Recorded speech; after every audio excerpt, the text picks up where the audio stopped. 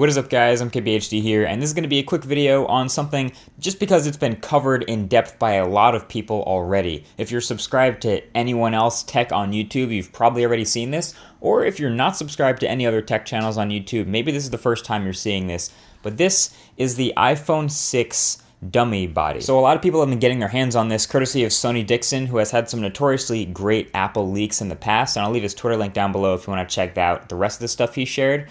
But this is supposed to be our first look at the body, shape, and size of the iPhone 6. But what it really is the dummy phone that a lot of the case manufacturers will use to create and start producing their iPhone 6 cases before the phone has actually been announced. So this is basically made up of all your rumors, all of your speculation, all of the things we know about the parts of the next iPhone to give a general idea of the shape and size that this next phone will be. So I'm gonna make this quick since it's been covered already, like I said, but there are three main characteristics that you're gonna wanna know about this before the next iPhone comes out because they're pretty much set in stone at this point, and that is the rounded edges, the much bigger display and slightly bigger bezels also, and the extreme thinness of this new phone. So for the rounded edges, this is just something about the design I've noticed since I've had it. It's a departure from all the iPhones we've had since the iPhone 4. The one right before it, the iPhone 3GS, was when it was last curved. And I'm not the first to say it, but this new dummy really reminds me of the HTC One M8 at a glance.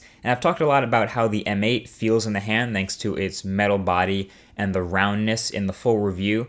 So it's definitely not going to be quite as slippery as the M8, mostly because it's not quite as big. But that brings us to our next point, which is the size of this iPhone. Like I said, this is a big iPhone, the biggest phone Apple will ever make. This dummy sports a 4.7-inch display, and there are a whole ton more rumors that support this and a 1704 by 960 resolution.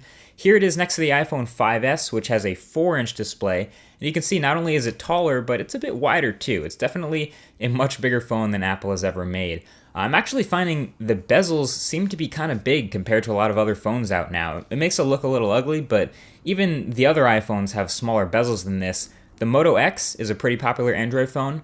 This also has a 4.7-inch display, but you can see it's much smaller than the iPhone 6 dummy and not nearly as tall. Of course, it doesn't need to make room on the front for a home button, but I feel like the iPhone has some pretty big bezels for the display you're getting. But of course, finally, where this phone is definitely not big is the thickness department. We've seen this before. The iPhone 6 is going to be a very thin phone. We're talking like 6 millimeters thin here in a metal unibody case, which is very impressive. And Apple's never really had problems with battery life on the iPhone. I mean, it's not the greatest, but seeing a new iPhone that's even thinner than the current iPhone kind of gets me questioning how big of a battery they can fit in here. But, you know, I guess if the iPhone's a lot taller, maybe they'll have enough space to fit the same size battery.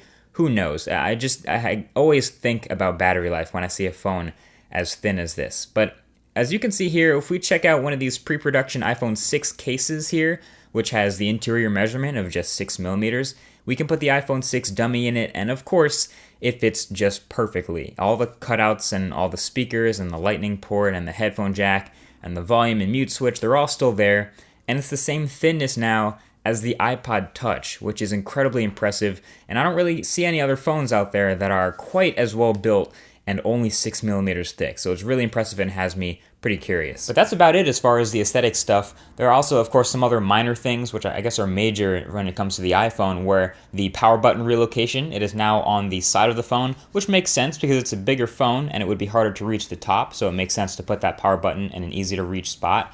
But other than that, nothing else really all that exciting about the new iPhone 6 dummy. Apple could, of course, surprise us and have some other crazy new features or hardware stuff, but this is about as good a look as we're going to get at the iPhone 6 right now. What I find most interesting is actually the way people react to it. So I'm gonna jump this right back at you guys.